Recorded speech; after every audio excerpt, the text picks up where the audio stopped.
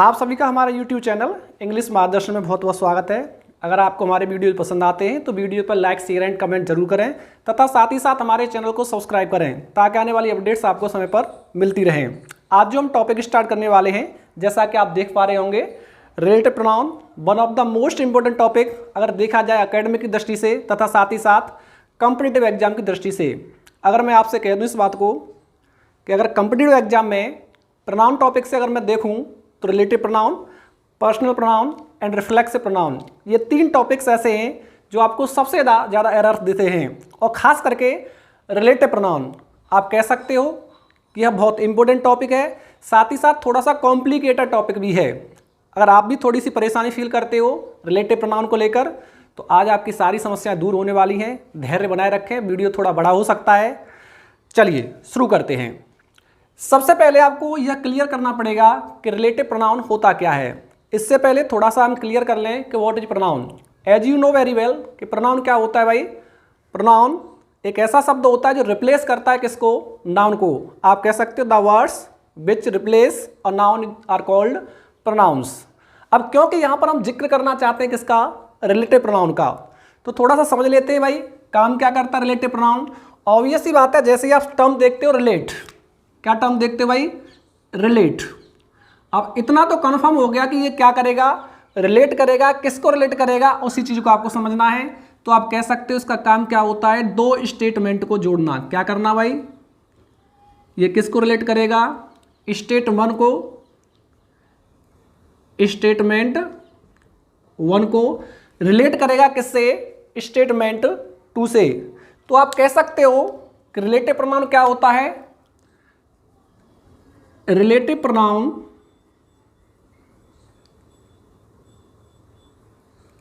is a word which relates to a noun oblique pronoun which is used before it।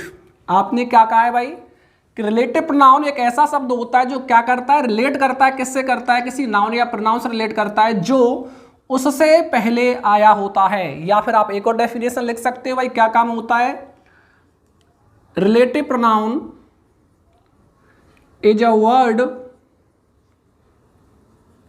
Which connects to statement by forming a relative clause oblique adjective clause। तो यहां से clear हो पा रहा होगा कि भाई वास्तव में रिलेटिव प्रोनाउन क्या होता है, जो अपने से पूर्ववर्ती आए। हम क्या शब्द यूज कर रहे हैं, जो जोड़ता है किसको भाई, नाउन या प्रोनाउन को। और इसी को आप ग्रामेटिकल लैंग्वेज में क्या कहते हो, एंटीसीडेंट कहते हो। क्या कहते हो, एंटीसीडेंट कहते हो, पूर्ववर्ती कहते हो। तो now you have to definitions. दोबारा समझ लेते हैं भाई, रिलेटिव प्रोनाउन क्या होता है, एक ऐसा शब्द होता है जो अपने से पूर्व आए क्या करता है, नाउन या प्रोनाउन की विशेषता बताता है तथा उसी से जुड़कर एक क्लॉज का निर्माण करता है। और वो क्लॉज क्या कहलाता है, आपका एडजेक्टिव क्लॉज कहलाता है। कौन कौन से शब्द होते हैं जरा देख लेते हैं रिलेटिव प्रोनाउन में। तो थोड़ा ध्यान दें सभी यहां पर। Nominative case, objective case and possessive case. ऐसा हम क्यों लिख रहे हैं भाई, केसेस का इसमें क्या रोल है, क्योंकि जो रिलेटिव प्रोनाउन हम पढ़ने वाले हैं वो अकॉर्डिंग टू किसके चलेंगे, केसेस के चलेंगे। क्योंकि इसमें जो रिलेटिव प्रोनाउन आते हैं, अगर मैं जिक्र करूं लिविंग के लिए आप किसका यूज करते हो, हु का। किसके लिए भाई, लिविंग पर्सन के लिए। किसके लिए, लिविंग पर्सन के लिए आप किसका यूज करते हो, हु का। इसका जो ऑब्जेक्टिव केस होता है वो क्या होता है, whom होता है, और इसका जो पजेसिव केस होता है वो क्या होता है, whose होता है। साथ ही ध्यान दें, एक और रिलेटिव प्रोनाउन होता है, वो क्या होता है, which। ये किसके लिए आप यूज करते हो, नॉन लिविंग के लिए। किसके लिए भाई, नॉन लिविंग के लिए, या फिर किसके लिए, एनिमल्स के लिए। आप किसके लिए यूज करते हो भाई, या तो नॉन लिविंग हो या फिर क्या हो, एनिमल्स हो। अगर मैं बात करूं इसके ऑब्जेक्टिव केस की तो क्या रहता है, टू विच, और इसका जो पजेसिव केस रहता है वो क्या रहता है, ऑफ विच। ध्यान रखना है हमें यहां पर कि जब नॉमिनेटिव केस में आप विच का प्रयोग करते हो तो साधारणतः जनरली इसका नॉमिनेटिव केस भी विच रहता है और ऑब्जेक्टिव केस भी क्या रहता है, विच ही रहता है। यानी किसका यूज नहीं होता है, प्रेपोजिशन टू का यूज नहीं होता है। और भी रिलेटिव प्रोनाउंस होते हैं, कौन कौन से होते हैं आगे समझेंगे। फिलहाल थोड़ा सा यहां से क्लियर कर लेते हैं कि रिलेटिव प्रोनाउन क्या होता है। एक एग्जाम्पल लिख लेंगे तो उसके सारे से सारी चीजें क्लियर हो जाएंगी। चलिए समझ लेते हैं, एक एग्जाम्पल लिख लें। I know the man who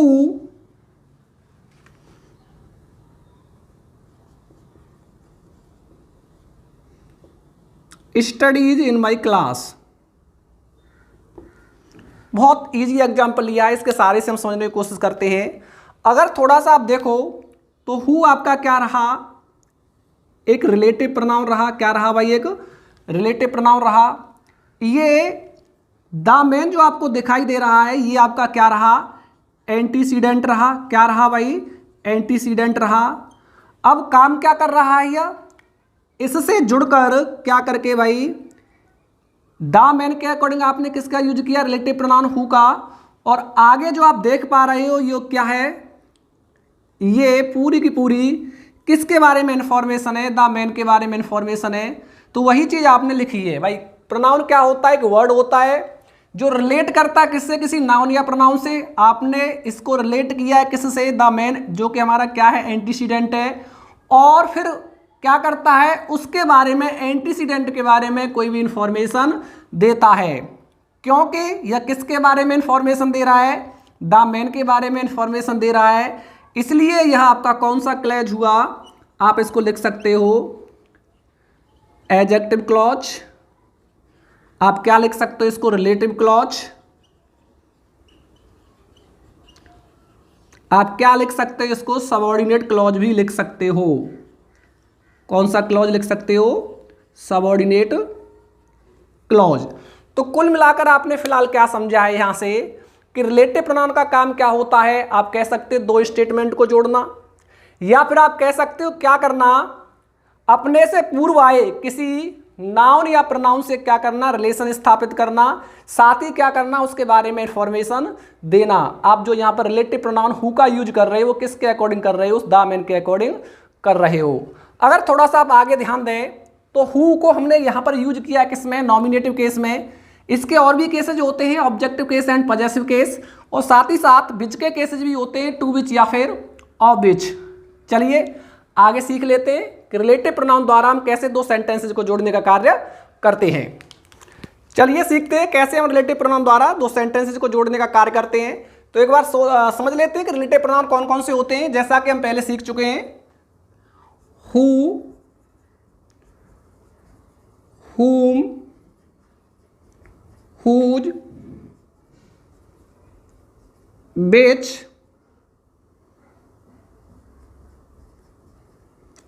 to which, of which, what, that और what। फिलहाल हम यहां पर हमने क्या लिख लिया, रिलेटिव प्रोनाउन की कैटेगरी लिख ली है। इसमें से हम वाट को, दैट को और वट को बाद में समझेंगे। पहले हम जो क्लियर करने वाले हैं वो स्पेसिफिक रूप से हु के केसेज को और साथ ही साथ किसके केसेज को, विच के केसेज को डिफाइन करने वाले हैं। चलिए कुछ सेंटेंस लिख लेते हैं, उसके बाद उन्हें जोड़ते हैं। सेंटेंस लिखा मैंने, आई मेट अ लेडी। दूसरा sentence,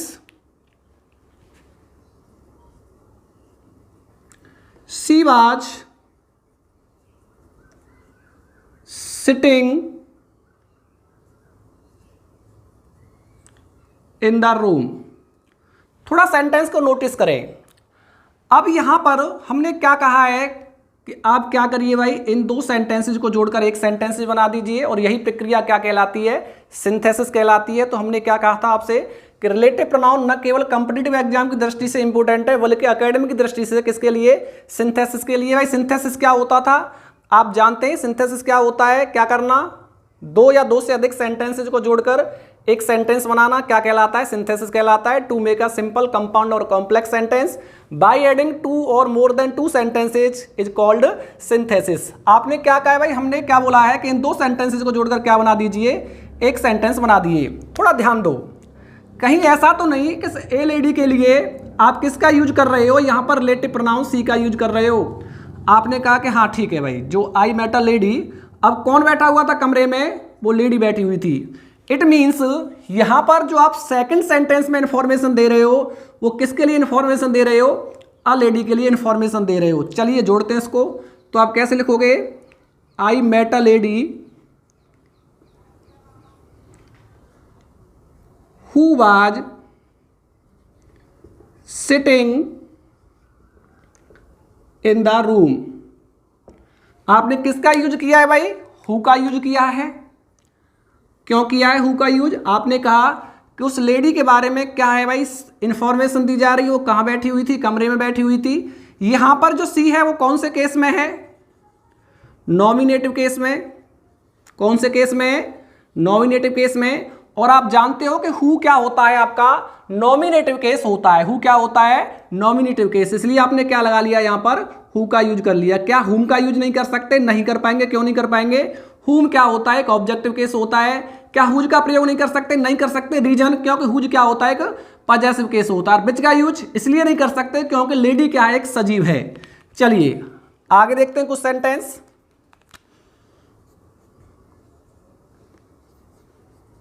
I know the man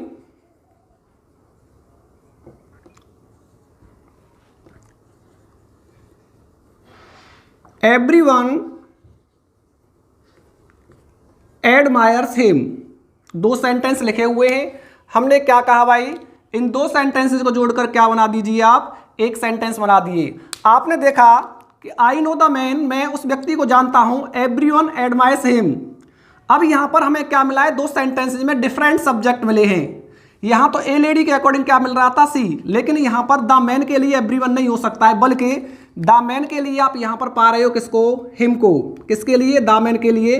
और हिम क्या है, किस केस में है, ऑब्जेक्टिव केस में। कौन से केस में है, ऑब्जेक्टिव केस में। तो कहीं ना कहीं ये जो हिम है ये किसके लिए आया है, द मैन के लिए। मैं उस व्यक्ति को जानता हूं जिसकी क्या करते हैं, सब लोग प्रशंसा करते हैं। तो आप किस रिलेटिव प्रोनाउन से जोड़ोगे, आप कहोगे क्योंकि ऑब्जेक्टिव केस में है, और हुम जो होता है वो किस केस में होता है, ऑब्जेक्टिव केस में। तो आप किसके सहारे से जोड़ोगे इसको, ऑब्जेक्टिव के सहारे से।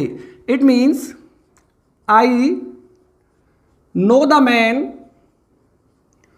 whom everyone admires। यानी चीजें यहां पर क्लियर हैं भाई। आपने क्या यूज किया है, whom का यूज किया है। क्यों किया है, रीजन क्या है, क्योंकि यह कौन सा केस है, ऑब्जेक्टिव केस। ऊपर वाले में हु क्यों लगाया था, क्योंकि यह कौन से केस में आ रहा था, नॉमिनेटिव केस में। तो इसलिए आपने किसका यूज किया था, नॉमिनेटिव केस का। आई थिंक दोनों सेंटेंस क्लियर होंगे। चलिए अब थोड़ा सा आगे बढ़ते हैं।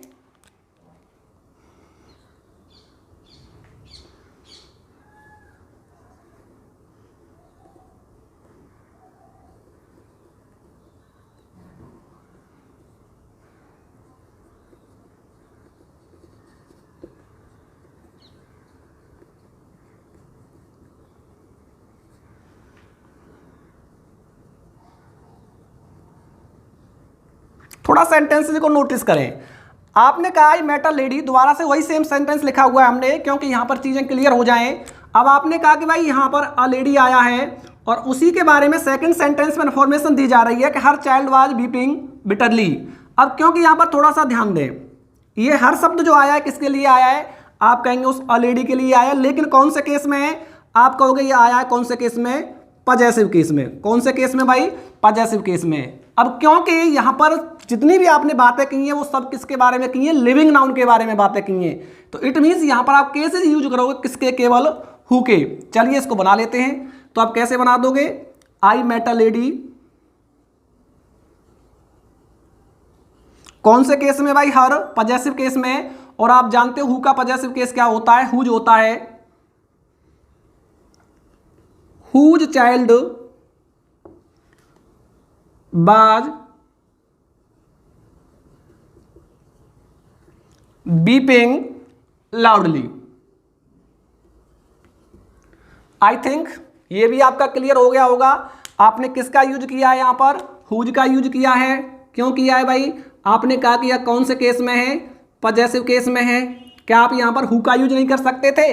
नहीं कर सकते थे। रीजन? क्योंकि हु का यूज होता है नॉमिनेटिव केस में और तुरंत बाद क्या चाहिए? हमें कोई भी वर्ब चाहिए। लेकिन यहां पर तो सीधा क्या आ रहा है? एक नाउन जो किससे जुड़ा हुआ है? हुज से। चलिए थोड़ा सा आगे बढ़ते हैं।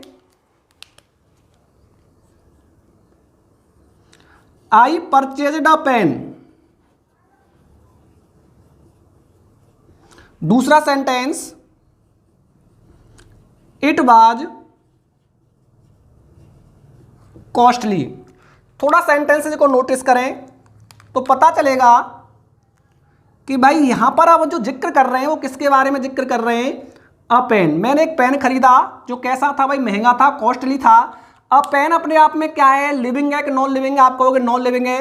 तो इतना तो क्लियर हो गया। जैसे हमने देखा कि भाई एंटीसीडेंट क्या है? एक नॉन लिविंग है। तो हु के केसेज का आप यूज नहीं करोगे। किसके केसेज का यूज करोगे? विच के केसेज का यूज करोगे। अब यहां पर आपने इट देखा। इट कौन सा केस है भाई? आप कहोगे नॉमिनेटिव केस है। कौन सा केस है? Nominative case. बना दीजिए। कैसे बनाओगे?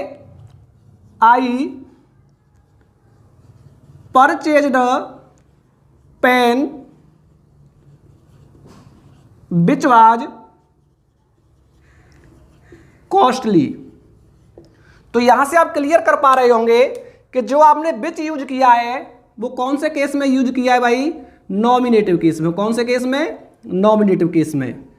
क्या यहां पर हु का प्रयोग नहीं हो सकता? नहीं हो सकता। रीजन? क्योंकि यहां पर जो आप एंटीसीडेंट यूज कर रहे हो वो कैसा है? एंटीसीडेंट नॉन लिविंग है। कैसा है भाई? नॉन लिविंग है। चलिए एक सेंटेंस और लिख लेते हैं।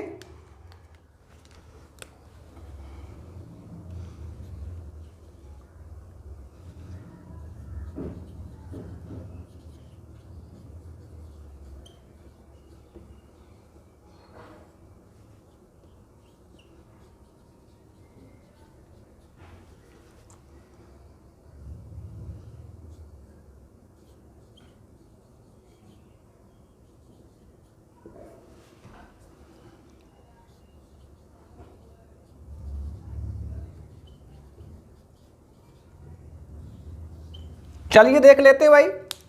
आपने कहा दिस इज द पेन। यही वो पेन है। मैं क्या करना चाहता था? I want two by it. मैं से खरीदना चाहता था। कहाँ से? बाजार से। थोड़ा देखें यहाँ पर जो आपने इट का प्रयोग किया है वो किसके लिए किया है भाई? अ पेन के लिए यूज किया है। तो इट मीन्स यहाँ पर ये कौन से केस में आया है?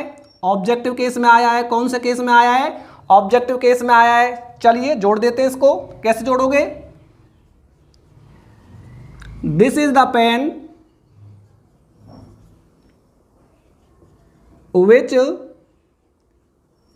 I want to buy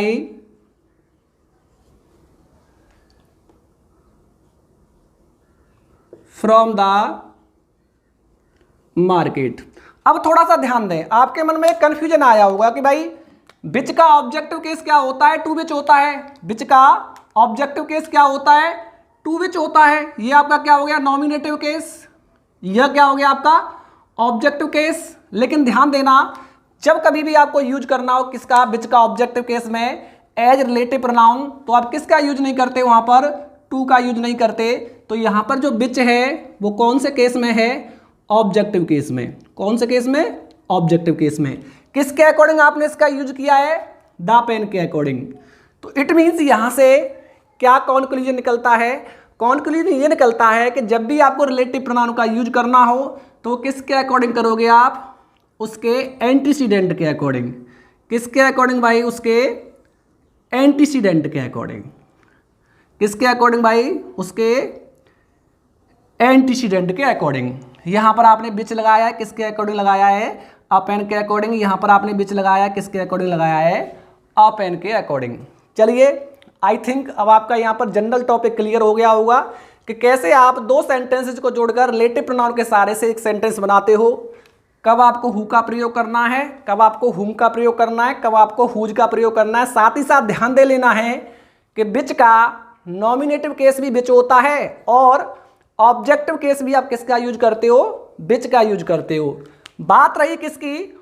of which की। इसको भी हम देखेंगे, इस पर भी आप स्टार लगा लो बाद में कि यहां से एरर किस प्रकार बन जाता है। चलिए अब थोड़ा सा आगे बढ़ते हैं, कॉम्पिटिटिव लेवल के कुछ एरर्स लेते हैं और देखते हैं कि यहां से एरर्स कैसे बन जाते हैं। चलिए थोड़ा आगे समझते हैं। आगे हमें देखना है किस प्रकार यहां से जो एरर्स हैं जनरेट हो जाते हैं और किसको लेकर? आपके एंटीसीडेंट को लेकर। अब तक जो हम समझ रहे थे वो क्या समझ रहे थे कि आप जो रिलेटिव प्रोनाउन का यूज कर रहे हो वो किसके अकॉर्डिंग करते हो? उस एंटीसीडेंट के अकॉर्डिंग करते हो। किसके अकॉर्डिंग भाई? एंटीसीडेंट के अकॉर्डिंग। और आगे जो भी इंफॉर्मेशन है आप किसको लेकर दे रहे थे? उस एंटीसीडेंट को लेकर दे रहे थे। अब मैं कुछ एक सेंटेंस लिख लेता हूं और फाइंड आउट करने की कोशिश करते हैं कि उसमें क्या एरर्स हो सकता है। एग्जाम्पल देखते हैं। The boy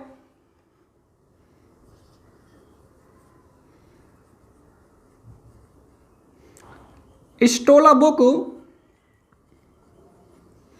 who came to me. थोड़ा सेंटेंस को देखें। एक और सेंटेंस लिख लूं भाई मैं।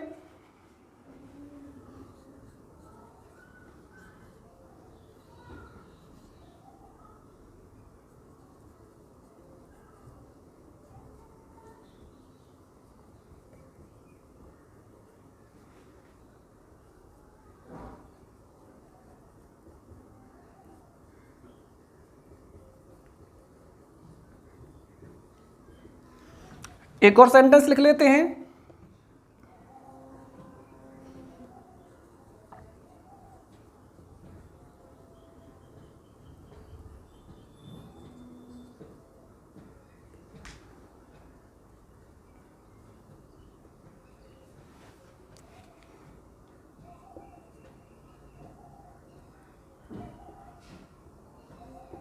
चलिए एक बार फाइंड आउट कर लेते हैं यहां से कि भाई एंटीसीडेंट का क्या रोल रहता है रिलेटिव प्रोनाउन में। आपको क्या समझाया गया था भाई कि आप किसके अकॉर्डिंग चलते हो? एंटीसीडेंट के अकॉर्डिंग चलते हो और आगे जो भी एक्स्ट्रा इन्फॉर्मेशन देनी होती है वो किससे जुड़ी हुई होती है? एंटीसीडेंट से जुड़ी हुई होती है। यहां पर थोड़ा सा सेंटेंस देखें। The boy stole a book who came to me. अब आप थोड़ा सा देखें, अब बुक क्या है? आपका एंटीसीडेंट है। यहां पर हु का एंटीसीडेंट क्या बना रहे हो आप? अब बुक को बना रहे हो। अगर आप सेंटेंस को नोटिस करें तो अब बुक का एंटीसीडेंट यानी हु का एंटीसीडेंट क्या नहीं हो सकता है? अब बुक नहीं हो सकता। इसका मतलब यह सेंटेंस फॉर्मेशन में क्या है? रॉन्ग है। कैसे आप करेक्ट करोगे इसको? The boy who came to me comma stole a book. यानी अब यह सेंटेंस क्या है? करेक्ट है। तो रिजल्ट क्या निकलता है कि आपको रिलेटिव प्रोनाउन को कोशिश करनी है कहां पर रखा जाए? उस एंटीसीडेंट के पास रखा जाए। यदि आप उसके एंटीसीडेंट के पास रिलेटिव प्रोनाउन को नहीं रखेंगे तो इसका मतलब आप क्या कर रहे हो? उस सेंटेंस में गलत कर रहे हो। आप उस सेंटेंस को रॉन्ग फॉर्मेशन में लिख रहे हो। सेकंड सेंटेंस नोटिस करें, यह भी कहीं ना कहीं गलत है। The pen was precious which I bought from the market. अब यहां पर विच का एंटीसीडेंट प्रीसियस तो नहीं हो सकता, क्योंकि अभी हम सीख कर आए थे कि भाई एक एंटीसीडेंट क्या हो सकता है? एक नाउन या फिर क्या हो सकता है? प्रोनाउन ही हो सकता है। अब क्योंकि यहां तो प्रीसियस क्या है? एक एडजेक्टिव है और एडजेक्टिव कभी भी रिलेटिव प्रोनाउन का एंटीसीडेंट नहीं हो सकता। इट मीन्स इस सेंटेंस को कुछ इस प्रकार लिखा जाएगा। The pen which I bought from the market was precious. अब यह क्या है? आपका सेंटेंस करेक्ट है। नीचे वाला सेंटेंस देखें। This is the Mohan's house अगर देखा जाए तो एंटीसीडेंट क्या है यहाँ पर, हाउस है। और आगे आपने जो भी इंफॉर्मेशन दी है किसके माध्यम से, रिलेटिव प्रोनाउन के माध्यम से, आप क्या कहना चाहते हो कि यह क्या है, मोहन का घर है जो हमारी सोसाइटी में रहता है। इट मीन्स कौन, हाउस हमारी सोसाइटी में रहता है, क्योंकि हु का जो एंटीसीडेंट बन रहा है वो क्या बन रहा है, हाउस। इट मीन्स यह सेंटेंस भी क्या है, रॉन्ग है। तो यहीं से एक रिजल्ट निकलता है, और रिजल्ट क्या निकलता है कि आप किसका यूज नहीं कर सकते, एपॉस्ट्रोफी एस का यूज नहीं कर सकते, पजेसिव केस का यूज नहीं कर सकते, किससे पहले, रिलेटिव प्रोनाउन से पहले, जब आप यूज कर रहे हो किसको, for living person, who co. थोड़ा देखते हैं कैसे करेक्ट हो सकता है। तो आप कैसे लिखोगे, this is the house of Mohan who lives in our society. अब यह सेंटेंस क्या हो गया आपका, करेक्ट हो गया। आपने क्या रिजल्ट निकाला भाई, कोशिश करनी है एंटीसीडेंट को कहां पर रखने की, रिलेटिव प्रोनाउन के पास रखने की। यदि आप रिलेटिव प्रोनाउन को एंटीसीडेंट से इतर रखना चाहते हो तो इट मीन्स आप सेंटेंस को रॉन्ग फॉर्मेशन में लिख रहे हो।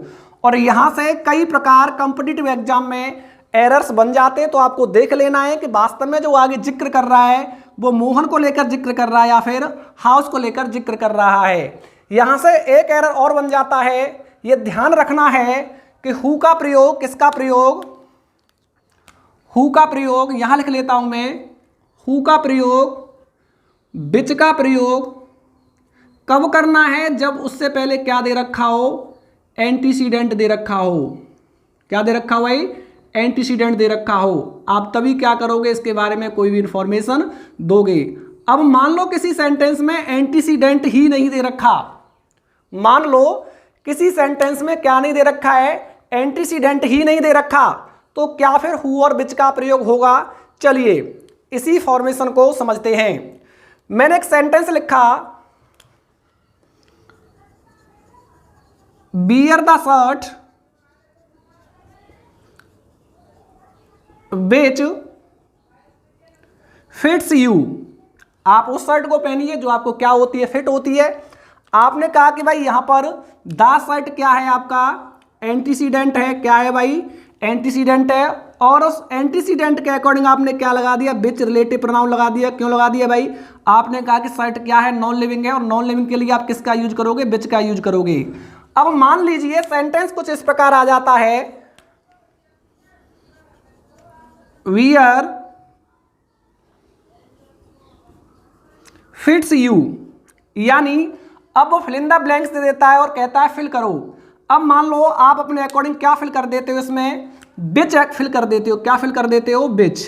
तो अब यहां पर बिच का यूज क्या है, गलत है। क्यों गलत है भाई, रीजन, आप क्या रीजन दोगे, क्योंकि एंटीसीडेंट नहीं दिया हुआ है, और जब तक क्या नहीं, एक डेफिनेट एंटीसीडेंट नहीं मिल जाता, आप किसका प्रयोग नहीं कर सकते, हु और बिच का यूज नहीं कर सकते। तो वही एरर्स यहां पर आप फाइंड आउट कर पा रहे हो, क्योंकि यहां पर अब क्या नहीं दे रखा है, उसने एंटीसीडेंट नहीं दे रखा है, तो फिर क्या लगाएं।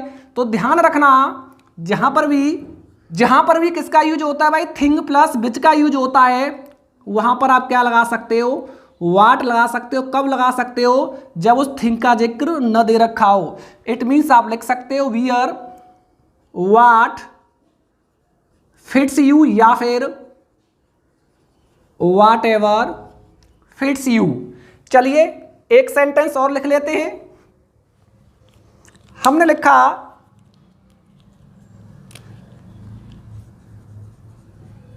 Call the man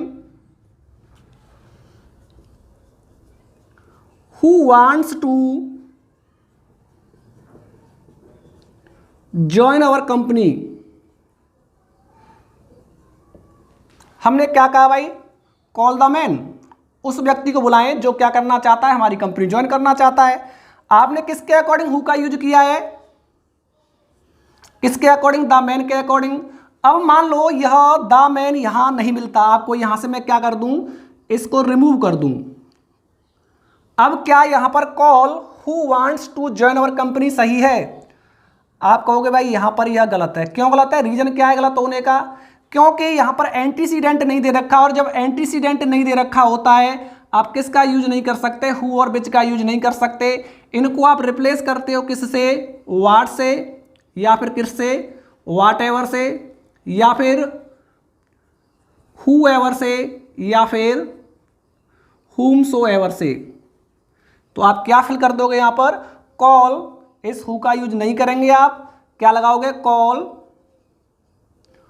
whoever wants to join our company. जो भी क्या करना चाहता है, हमारी कंपनी ज्वाइन करना चाहता है, उसे क्या करिए, बुलाइए।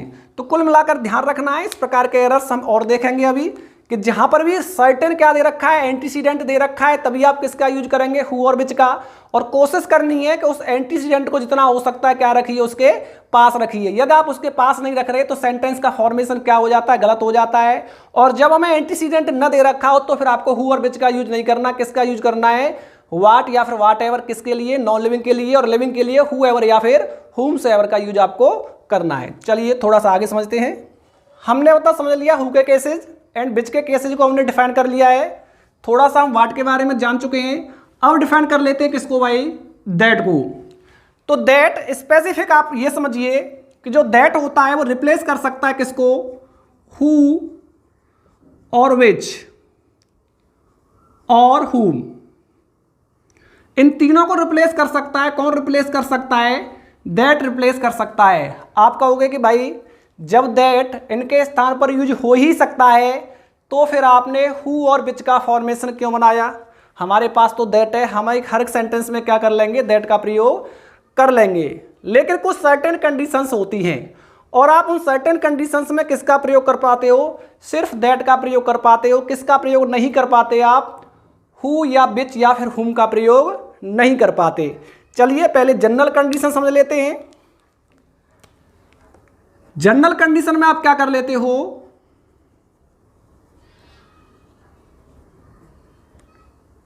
आप दैट का प्रयोग कर लेते हो किसके स्थान पर, हु के स्थान पर, विच के स्थान पर या फिर हुम के स्थान पर। एक एग्जांपल लिख लूं मैं, he that is content is happy.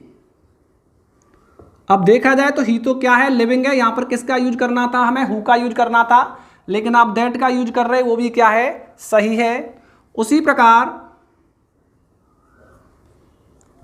Uneasy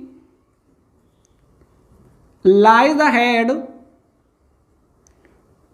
that bears the crown. आप किसका यूज कर रहे हो, दैट का यूज कर रहे हो। तीसरा sentence, the book that I bought yesterday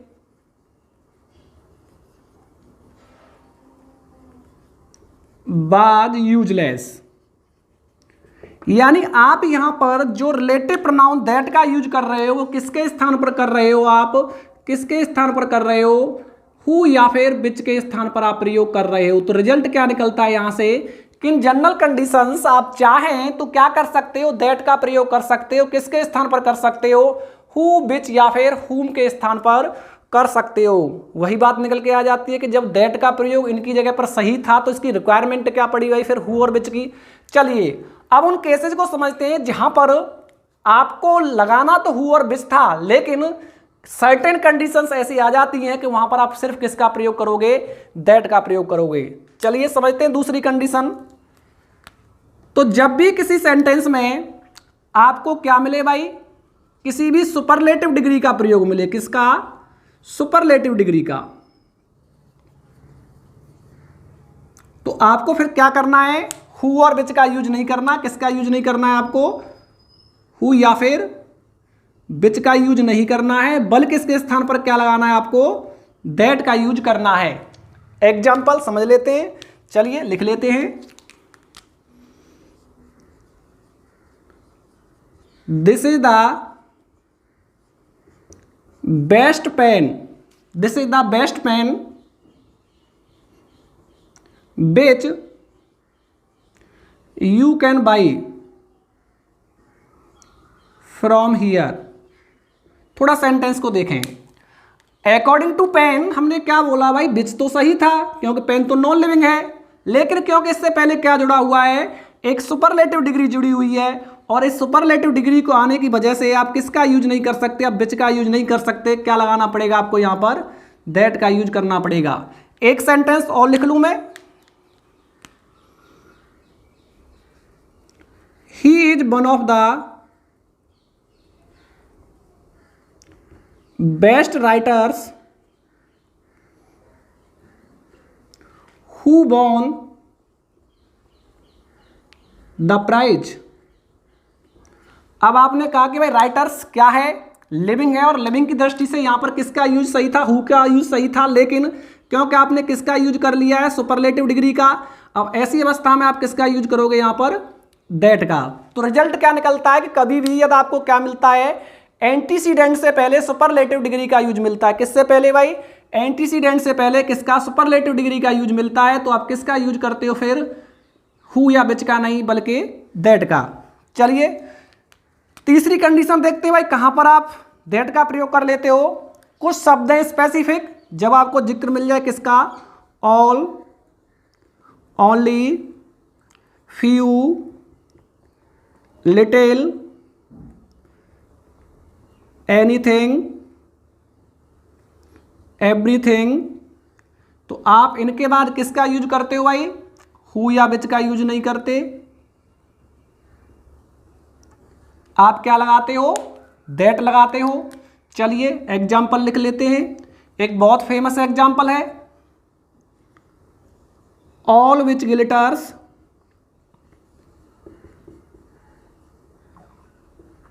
is not gold. बहुत फेमस एग्जाम्पल है, आप लिखते हो भाई ऑल विच, सारी चमकने वाली चीजें क्या नहीं होती हैं, सोना नहीं होती हैं, और आपने क्या लगा दिया यहां पर, विच का यूज कर दिया, क्योंकि आप चीजों का जिक्र कर रहे हो, लेकिन यहां पर विच का यूज क्या है, गलत है, क्या लगाओगे, दैट लगाओगे। क्यों लगाओगे भाई, क्योंकि यहां पर एंटीसीडेंट जो बनकर आ रहा है वो क्या बनकर आ रहा है, ऑल आपका एंटीसीडेंट बनकर आ रहा है। एक सेंटेंस और लिख लें, take anything which you like.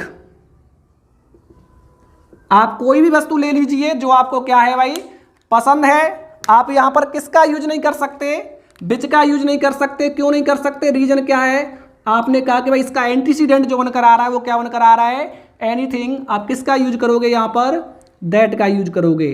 इसका मतलब क्या है, कुछ स्पेसिफिक अवस्थाएं होती हैं, आप किसका यूज कर पाते हो, सिर्फ दैट का यूज कर पाते हो, किसके स्थान पर, हु और विच के स्थान पर। चलो अगली कंडीशन समझ लेते हैं।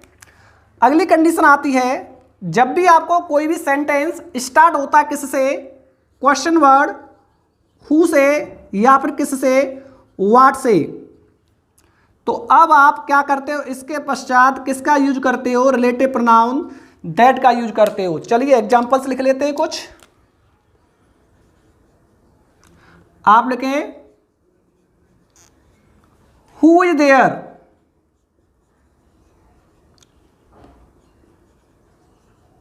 That can not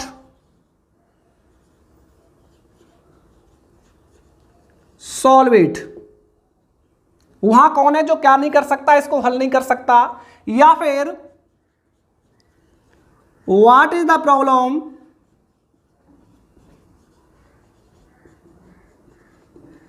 which can not be solved. आपने देखा भाई किसका यूज कर रहे हो आप, विच का यूज कर रहे हो, तो यहां पर विच का यूज क्या है, गलत है, आप किसका यूज करोगे, दैट का यूज करोगे। इट मीन्स कहने का मतलब यहां पर कुछ स्पेसिफिक अवस्थाएं हम एक एक करके सीख रहे हैं। अगली कंडीशन आती है, जब आप जिक्र करते हो, किसका जिक्र करते हो, एक पर्सन का, और उसके बाद कंजंक्शन एंड लगा हो, और दूसरी चीज आप क्या साथ जुड़ा हुआ हो, कोई भी एनिमल, तो ऐसी अवस्था में आप रिलेटिव प्रोनाउन क्या लगाते हो, दैट का यूज करते हो। क्योंकि अगर आप पर्सन के अकॉर्डिंग लोगे तो हु लगेगा, और एनिमल के अकॉर्डिंग लोगे तो क्या लगेगा, विच लगेगा। तो हम क्या करते हैं, इसका समाधान कैसे निकालते हैं, किसका यूज करके, दैट का यूज करके। चलिए एग्जांपल लिख लेते हैं, the person and the dog who entered the house were caught। अब थोड़ा देखें भाई, यहाँ पर आपने क्या कहा कि आप किसका यूज नहीं कर सकते, आप हु का यूज नहीं कर सकते। आपने कहा कि डॉग के अकॉर्डिंग विच लगा लो, आप विच का भी यूज नहीं कर सकते। आप क्या लगा सकते हो यहाँ पर, दैट लगा सकते हो। इट मीन्स यहाँ से आपने सीख लिया है कि दैट स्पेसिफिक अवस्था में यूज होता है, किसके स्थान पर होता है, हु या फिर विच के स्थान पर या फिर हुम के स्थान पर। इतना ध्यान देना है कि जनरल कंडीशन में हम लगा सकते हैं दैट, लेकिन कोशिश करिए कि जहाँ पर नॉन लिविंग का जिक्र आ रहा है वहाँ पर विच लगाइए, और जहाँ पर लिविंग का जिक्र आ रहा है वहाँ पर क्या लगाइए, हु लगाइए। अब ऐसी बात नहीं है कि आप सिर्फ दैट का प्रयोग करते रहेंगे, किसके स्थान पर, हु और विच के स्थान पर। कुछ सर्टेन कंडीशंस ऐसी आती हैं जहाँ पर आप सिर्फ किसका यूज कर पाओगे, हु या विच का। चलिए एक सर्टेन कंडीशन और समझ लेते हैं। जब भी किसी प्रेपोजिशन का जिक्र आता है, किसका भाई, प्रेपोजिशन का, और उसके बाद आपको क्या मिलता है, दैट, तो वो दैट क्या होता है, गलत होता है। इट मीन्स किसके बाद, प्रेपोजिशन के बाद आप किसका यूज नहीं कर सकते, दैट का यूज नहीं कर सकते। एक सेंटेंस लिख दूं मैं,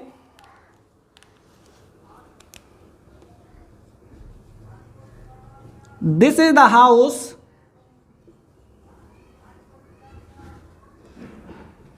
इन दैट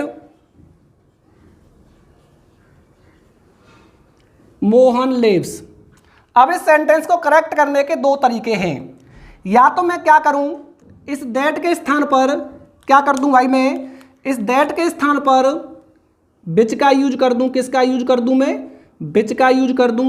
या फिर एक दूसरा तरीका और है, मैं क्या करूं, इस इनको यहां से हटाऊं और कहां पर ले जाऊं, पीछे ले जाऊं। कहने का मतलब फिर मैं लिख पाऊंगा this is the house that Mohan lives in. इसका मतलब प्रेपोजिशन का यूज किससे पहले, दैट से पहले नहीं हो सकता, लेकिन प्रेपोजिशन का यूज आफ्टर दैट पॉसिबल है। आई थिंक हमने यहाँ पर सारी कंडीशंस देख ली हैं, कहाँ पर यूज होता है दैट का और कहाँ पर यूज होता है हु का और विच का। चलिए अब कुछ एरर्स लिख लेते हैं। चलिए थोड़ा सा देख लेते हैं कि फिल इन द ब्लैंक्स आप कैसे करते हो, क्योंकि सारे यूजेज हम सीख चुके हैं। अगर आप पहला सेंटेंस देखें, कॉल द मैन, अब यहाँ पर द मैन आपका एंटीसीडेंट है और आप इसी के अकॉर्डिंग किसका यूज करोगे भाई, रिलेटिव प्रोनाउन का यूज करोगे। चलिए आपने कहा यहाँ पर क्या आया हुआ है, हु। इतना तो क्लियर हो गया कि जब भी यहाँ पर क्या आता है, डिफरेंट सब्जेक्ट आता था, तो आप क्या करते थे, किसका यूज करते थे, हुम का। किसका यूज करते थे, हुम का। लेकिन थोड़ा सा ध्यान दें, इस वर्ब का सब्जेक्ट अपना है यहाँ पर, लेकिन यहाँ पर इस सेंटेंस का सब्जेक्ट अगर आप फाइंड आउट करो तो क्या हुम इस सेंटेंस का सब्जेक्ट हो सकता है। आप कहोगे नहीं भाई, हुम इस सेंटेंस का सब्जेक्ट नहीं हो सकता। इट मीन्स यहाँ पर आप जो फिल करोगे वो क्या फिल करोगे, हु फिल करोगे। तो देख लेना है, कभी भी ऐसे सेंटेंसेज आपको मिल जाते हैं जहाँ पर 3 सब्जेक्ट और 3 वर्ब का पेयर मिलता है। कहने का मतलब एक वर्ब आपकी ये हो जाती है, दूसरी वर्ब आपकी ये हो जाती है और तीसरी वर्ब आपकी ये हो जाती है। तो ऐसी अवस्था में आप हुम का यूज न करके किसका यूज करेंगे, हु का यूज करेंगे। अब थोड़ा सा आगे बढ़ें, he is the man with.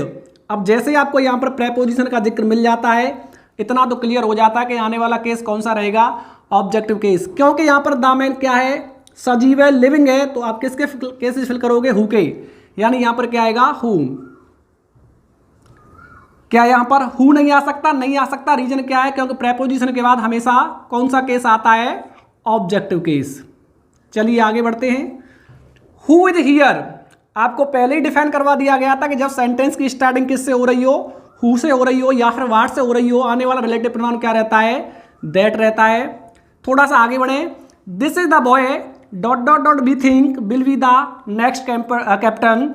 यहाँ पर अपना वर्ब और ये क्या रहा उसका सब्जेक्ट, यहाँ पर ये क्या रहा सब्जेक्ट और ये क्या रही वर्ब।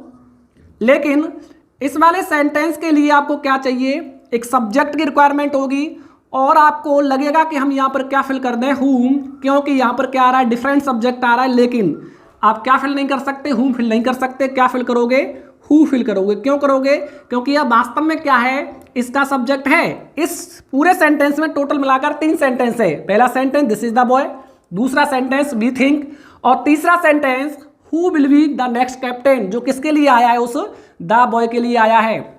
आगे बढ़ें, आई सेल एम्प्लॉय। अब यहां पर थोड़ी सी दिक्कत आई भाई कि यहां तो एंटीसीडेंट है ही नहीं, और मैंने पहले ही बता दिया था कि जहां पर एंटीसीडेंट नहीं होता तो वहां पर एक नई चीज आती है, वाट किसके लिए भाई, नॉन लिविंग के लिए, किसके लिए, नॉन लिविंग के लिए, और हूएवर, क्या भाई, हूएवर, या फिर whomsoever किसके लिए, लिविंग के लिए, किसके लिए, लिविंग के लिए। तो आई शैल एम्प्लॉय, मैं सेवा करूंगा, किसकी सेवा करूंगा भाई, यू रिकमेंड, जैसे आप क्या करते हो, रिकमेंड करते हो। अब मैं यहां पर फिल कर दूं क्या, whoever। थोड़ा ध्यान दें, whoever आता है सब्जेक्ट रूप में, लेकिन क्योंकि यहां पर डिफरेंट सब्जेक्ट है तो यहां पर आपको क्या चाहिए भाई, आप whoever न भर के क्या भरोगे, whomsoever, whomsoever। आगे बढ़े, dot dot dot comes here can join this company, जो भी यहां आता है क्या कर सकता है, इस कंपनी को ज्वाइन कर सकता है। इट मींस यहां पर क्या रखा है, बरवा रखा है, एंटीसीडेंट दे नहीं रखा है। एंटीसीडेंट नहीं दे रखा है तो इतना तो कन्फर्म है, या तो वाट के केस से जाएंगे या फिर क्या केस से जाएंगे, हु के क्या लगकर, एवर लगकर। इट मींस यहां पर क्या आ रहा है, वर्ब आ रहा है, और उससे पहले क्या चाहिए आपको, नॉमिनेटिव केस। और हूएवर क्या होता है आपका, नॉमिनेटिव केस, और whomsoever क्या होता है आपका, ऑब्जेक्टिव केस। तो आप क्या फिल कर दोगे, whoever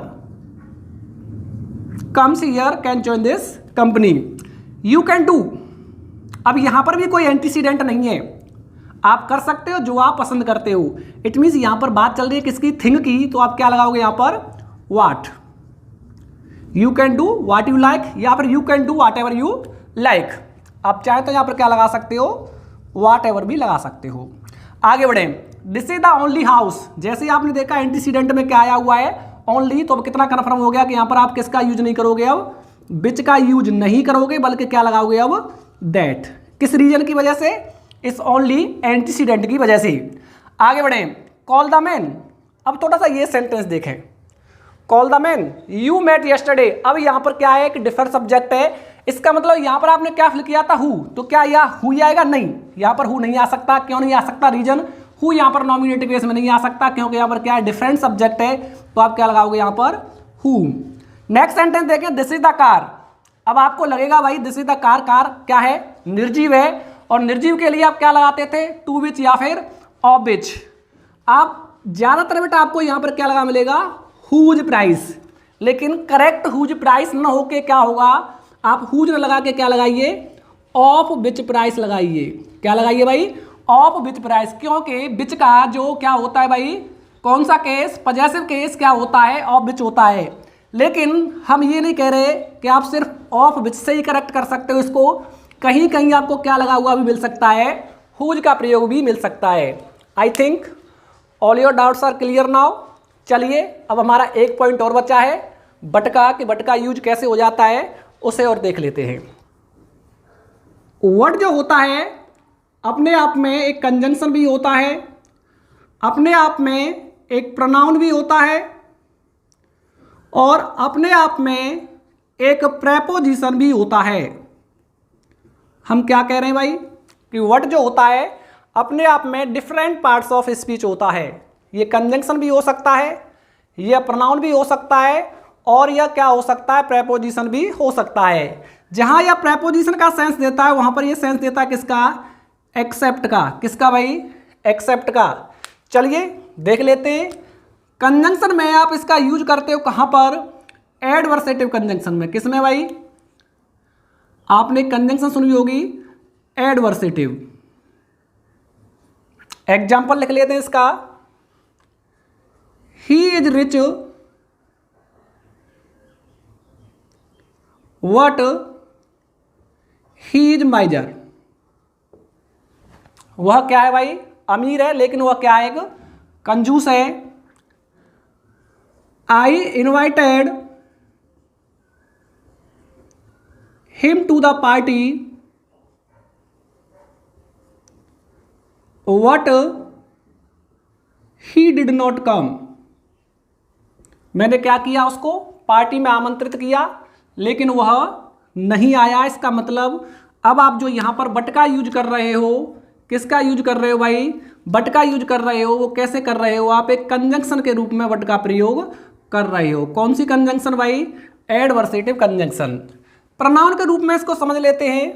एक सेंटेंस लिख दूं मैं, there is no man who does not love his country. एक और सेंटेंस लिख दूं मैं, there is no problem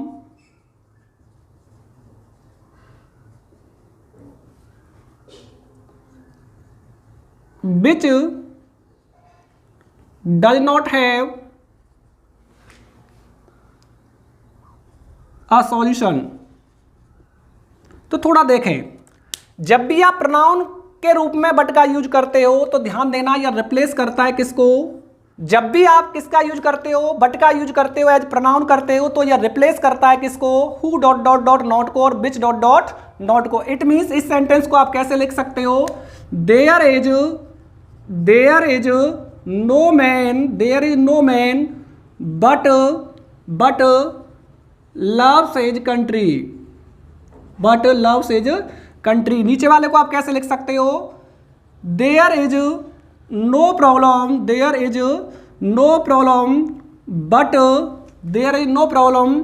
but has a solution. तो now your point is clear कि भाई बट का यूज कैसे हो सकता है, प्रोनाउन की तरह भी हो सकता है। चलो अब एक प्रकार और बचा है, वो क्या है, प्रेपोजिशन की तरह। एग्जाम्पल लिख दूं मैं प्रेपोजिशन के लिए,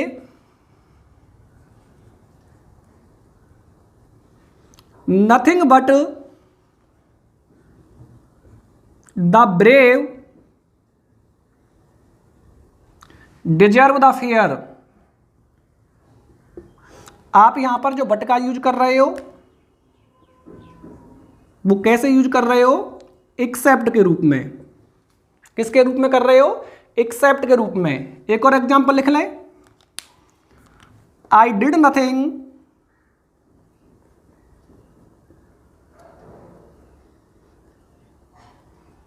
बट वेट देयर। आप यहां पर किसका यूज कर रहे हो, बट का, किस सेंस में कर रहे हो भाई, एक्सेप्ट के सेंस में। किसके सेंस में, एक्सेप्ट के सेंस में। आई थिंक अब आपके सारे डाउट्स रिलेटिव प्रोनाउन को लेकर क्लियर हो गए होंगे। आपको ध्यान रखना है कि रिलेटिव प्रोनाउन एक ऐसा टॉपिक है जो न केवल आपको एकेडमिक लेवल पर सिंथेसिस ट्रांसफॉर्मेशन में हेल्प करेगा, बल्कि कॉम्पिटिटिव लेवल पर यहाँ से कोई ना कोई क्वेश्चन या एरर्स आते रहते हैं, या तो फिलिंग द ब्लैंक्स के रूप में आते हैं या फिर वो कॉमन एरर के रूप में आपको मिल जाते हैं। अगर आपका कोई डाउट रह जाता है तो आप हमें कमेंट सेक्शन में पोस्ट कर सकते हैं। बहुत बहुत धन्यवाद।